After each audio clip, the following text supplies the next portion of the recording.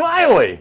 Adam Scott. Welcome back to the weekly episode here at the Mountain Bike Shed. That's right. We are sitting back in the service room. You're obviously joining us. That's right. Here I am. Yep. So we've been doing some different maintenance type videos on the shop page, which is interesting because I just kind of been recording them the way I would talk to somebody if I was showing them. Mm-hmm. I'm trying to do it all in one cut. So, go over there, watch those maybe.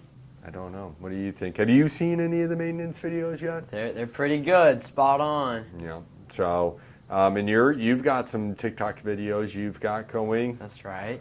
What's your handle on the TikToks? Well, it's not like bike related. It's just like life related. Mm-hmm. Fitness, health, mental things. What you should do in your life. So. Yeah, I think I saw a couple of your TikToks come through. Mm-hmm. I only really go on TikTok to upload things, but then it makes me watch something, and it suggested your video. Yeah, you had some good fitness stuff, so I think for young men, maybe it would be a good idea for them to check that out over there on the TikToks. Yep. Very good stuff there. I'm glad that you're sharing that with other young men. That's why we like having you at the shop. You are kind of mature for your age. You're what, 12, 13? Are you kidding me? How old are you? You actually think I'm 13 years old. How old are you? I can't even work at 13 years old. Oh. How old are you? I'm 15.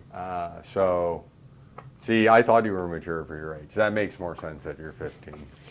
Oh my gosh. I hope everyone knows he's kidding. I am kidding. You're in high school. So yeah, I mean, it's good for guys to be able to have your perspective, so they can do that. And then subscribe on the YouTubes. The YouTube's been going crazy, dude. Videos have been hitting it off. We're getting tens of views, almost hundreds. Almost to the point where we could say we're getting hundreds of views per video. That's good. That's pretty neat. Pretty neat. Yeah, when we started doing this, I was stoked. 10 people. 10 was a pretty good number. I liked that. 10 people. But yeah, no, I did internal shift cable housing. Mm-hmm. How to do that. That's an easy thing, but if no one's ever told you the trick to how to reroute your housing through there, you could cost yourself a ton of time. I'm going to do one on tires, installing tires. Mm-hmm. That will be fun. I did one on replacing bearings in your headset. So taking the mystique out of taking your fork out, re-greasing those bearings. That's a good one. Because this is all super easy stuff. And it's stuff people should be doing to their bike on a regular basis. Mm-hmm. I did one on stopping brakes from squealing, just changing your pads. That's a good one. A lot of people have squealy brakes. Yeah, and all you have to do is change your pads. Takes 5 minutes to do. Yeah, pretty simple. So that's what I was doing. So I hope I don't mislead anybody too much because I don't think about it. I just if I'm I have to I had a bike that needed that, so I was just I'll turn on the cameras real quick. I've had the cameras back here all week. Yeah, this is why we're recording back here. I know. It's get different bikes, different situations. What would you think would be something that you think you need to do to your bike that you're a little bit unsure about that you think needs? Well, I mean, and this goes for really anyone. A lot of shifting, and a lot of also. It would be cool if you could do a quick adjustment, trail adjustment, where you just do the barrel adjuster, and then show the kids not to twist it all the way and blah, blah, blah, blah. Mm-hmm. Only you need to do 2 clicks. If you have to do more than 5, then you have to go pull the wire, Stuff like that. That's really good, especially for people just beginning to ride. Yeah, you should never need to do on-trail shifting adjustments. So if you do, there's a problem. You got a problem if you do. But I mean, hey, come on. There's certain situations. Yeah. I think if people were to make sure they're running through their bike between rides, because that was one of the videos, was just an inspection of what you should do from ride to ride. If you go and ride your bike and you go right out at Chubb, definitely if you go to a place like Shepherd. But I put up a video where just quick little 5-minute check, what we go through when we check in a bike. Right. I wish I had a bike here and I would make you do it to prove that you know what we do when we check in a bike, because you do. But we do it for every customer. And it's really the same thing a customer should be doing with their bike at home between rides. Mm-hmm. Check to make sure, grab your wheel, make sure it's tight, run through the gears, and when you do that, you're going to realize your shifting's off. So if you're running through your checklist between every ride, then you're not going to run into a problem on the trail. That's right. Because you're already on top of it. Unless you had an incident.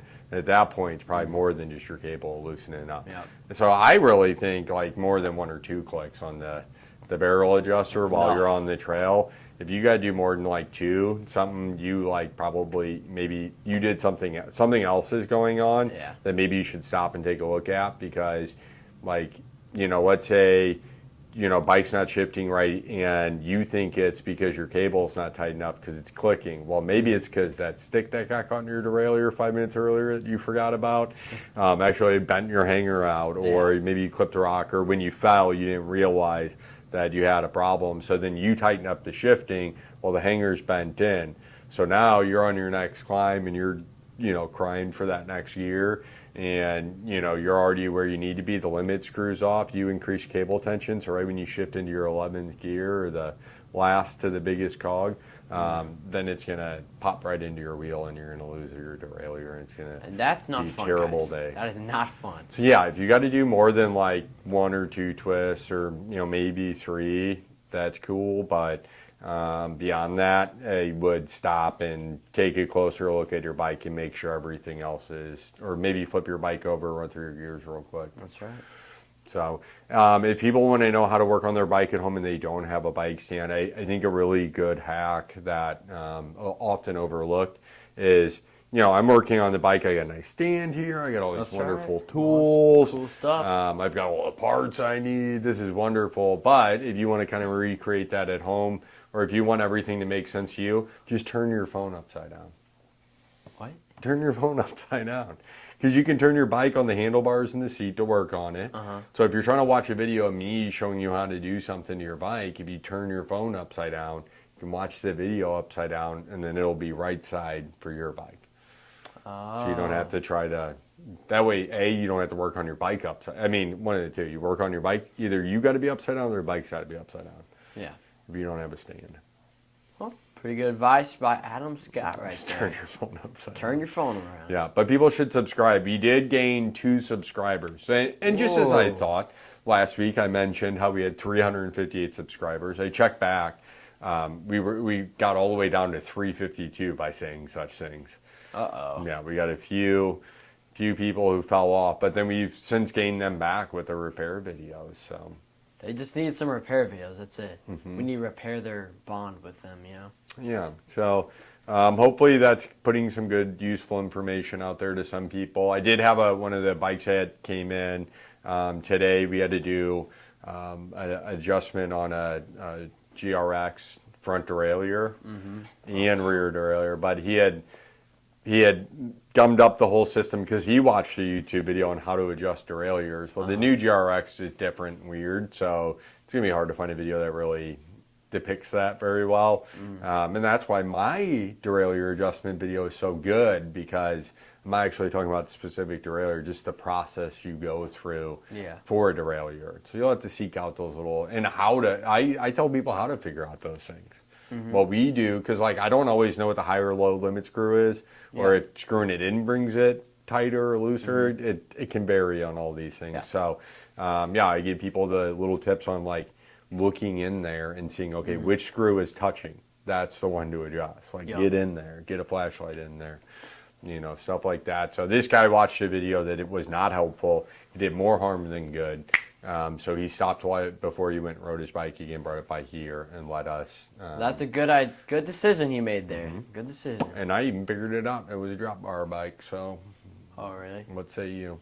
Yeah, that was the first time I'd seen that GRX configuration. It was weird because the limit screws, you screwed them in to get them to go out. It was all backwards. Okay, so. Yeah. So I turned my phone. I couldn't turn it upside down because I was working right side up. So I actually spun it around. It was hard to see it. I had to come up over the top, but yeah, that was what I did. I spun it around. Upcoming Calvin from Park Tool right here. You're the upcoming Calvin from Park Tool. It's going to be the new mechanic videos. Adam Scott. No, there's a guy, he's called I Know a Guy on YouTube. That's my favorite. He does bike repairs out of his garage. I feel like I'm more destined for that than Calvin by any means. Yeah. Well, the garage, that's kind of realistic because majority everyone doesn't have a stand and all that. It's kind of just in their garage. So that's cool. That's cool. Yeah, and that's kind of when I watched a few of his videos, and that was kind of the idea. I watched him, and I was like, oh, he does this in like a really just kind of like talking to your buddy kind of way, which for me, it's easier for me to understand stuff like that rather than watching Calvin Jones do it. Because if I watch Calvin Jones Park Tool video, which are great, if people are looking for to work on their bicycles, they should get a book like this, or we have the Park Tool book here at the shop. They're really great, or we recommend watching Park Tool maintenance videos for really technical, detailed, specific stuff. The videos I'm doing here are very backyard mechanics. It's very just, here's the generals, here's the principles, here's, to get you comfortable with what this repair is. And it can walk you through it all the way, but you may still have to Google, like, okay, what are the torque specs for my this or that? Yeah. I haven't done anything with torque specs yet, I don't think. But either or, it's more general. Tight enough. Yeah. But Calvin's great, but what I was saying was you have to kind of pause it, and then That's you true, can, yep. move on through it. So. Pause, stop, pause, stop. How long have you been recording said podcast? I'd say like 10 minutes, 10 minutes. I think. I don't know. Has it been more than 10 minutes? think We we need started- to either look at the time before we start or Right. start a timer. Oh, it's probably been 10 to 15 minutes. So we do have a moment here before we end. We haven't done any watch talk lately, so I'm going to We throw have that not. in on the end of the episode. I haven't really had time to get into the S Hill Watch Shop. Located here at the Mountain Bike Shed. It's just been so crazy. I've been using it kind of as a room to get stuff moved around. But I did have a great customer come in yesterday. Oh, it's so frustrating. So luckily I didn't try doing a video. I'll put out a video on how to install tires and tubes easily. He said he bent multiple butter knives, cut his hand. Terrible. So he brings his Not tire. a good experience. His old tire is dry rotting away, right? So he's like, yeah, it's from some old rally, blah, blah, blah. It's kind of a cool bike, blah. And I was like, all right. And I look at him like, what size is this? It was so dry rotting, like it all flaked off. Oh, yeah. You couldn't really see. And finally, I see 28. So I'm like, oh, it's 700 by 28. Gotcha. Come back here, 728 tire. And I'm trying to put it on. It was so tight. He's like, yeah, I had a real trouble putting this on too. And I was like, and he was like, yeah, I knew it wasn't just me. And then I automatically thought like, well, I'm very good at putting on tires. Yeah. Like I can put on the tightest of tires by hand. You know what I mean? Like He challenged you. Watch I will out, challenge guys. anyone. All the time. I do to Riley all the time. You try to put on tires, all your muscles and everything, and you say, I can't get this tire on. And then what do? One-handed. Okay, this has not happened One-handed. in like a month. In a month, yeah. Okay. Yeah, I've been pretty To good. you. I'm sure it's happened with Justin and Gabby C as well. So, Well, but yeah. So anyway, as soon as he said that, I said, hold on. whoa. What is this about? So I start taking a closer look. Well, I look down by the valve stem. It says 27 by 1 1/4. What? That's what I said. What the heck? What is I that? said, no way. I misheard that. I said, I know I seen 28. Where else would I get that number from? Yeah. So you're telling me it's a 27 and 1 1/4? So it was. It's a bike from kind of whatever, maybe 50s to 70s era, probably 70s rally. They used the 27 by 1 1/4. You see that on a lot of different Schwinn bikes and all that. Luckily, we do stock those odd sizes here. We do. Yeah. I didn't even know we stocked. But yeah, and it's same thing like Schwinn for like the Stingrays back in the early 70s. They were these cool like long banana seat, had like a rear rack, like a metal thing like a motorcycle would have on the back, like a backrest. It had big chopper bars. It had a Dang. smaller tire on the front, a bigger tire on the back, some fatter tire on the back. Very cool for the guys who grew up with those. But they use a weird size as well. It's 20 by 1 3/4. So I don't what think I've people, ever seen that. yeah, well, and what people always do is they'll be like, yeah, I couldn't get this tire on, and if it's 20 inch, I know it. And if they say it's from a Schwinn, I already know to kind of second guess things. I should have with the Rally as well, but I just wasn't thinking about that It wasn't today. locked in. Yeah. And but they'll put it like a 1.75 on 1.75, 1 3/4, same thing. That works. It doesn't. Nor does the 27 by 1 ironically, 27 by 1 1/4 is bigger than a 29er. No, really. So 27 by 1 1/4 is bigger around than a 29-inch wheel. Because it's what is that, 730? Yeah, 730. Yeah. Is a 27 by 1 1/4. So I'm sure there's a really good definition. This is the kind of bike repair tips I give. I'll tell you about how those things are different. That's what you need to know. I have no idea why they called it a 27 by 1 1/4. I'm sure there's a cool Weird. story there. Big That story. people can now go on a YouTube rabbit hole after they watch the Mountain Bike Shed videos and find out why. After the mountain bike shed video, of course. Anyhow, he brought in. We won't get too into this because now I went on about a tire for 10 minutes for no reason. But we did get a new. He ends up that he is putting out his own watch, Glow Watches. People can find him on Facebook. Very cool. So this is a World Time watch. It's just got a Seiko movement in it. Nothing too crazy, but very nice. Wanted to get your first thoughts on it.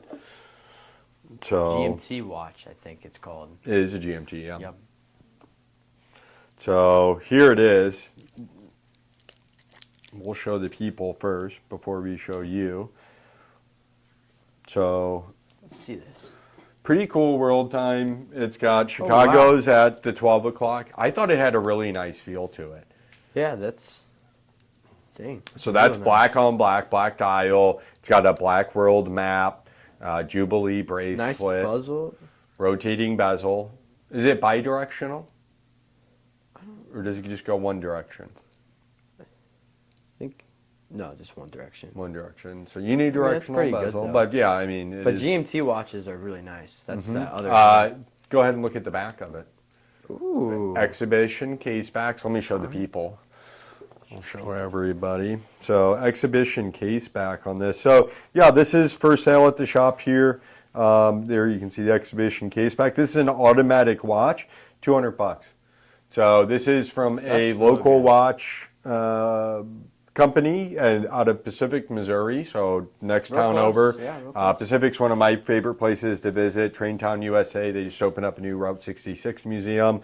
And then the clasp is super nice. It's like a triple clasp. I think it's like. I don't know. You won't even be able to open it. It's so good. It's got a sliding micro adjust in there. $200. So this is going to be for sale here at the shop. See it in the watch case.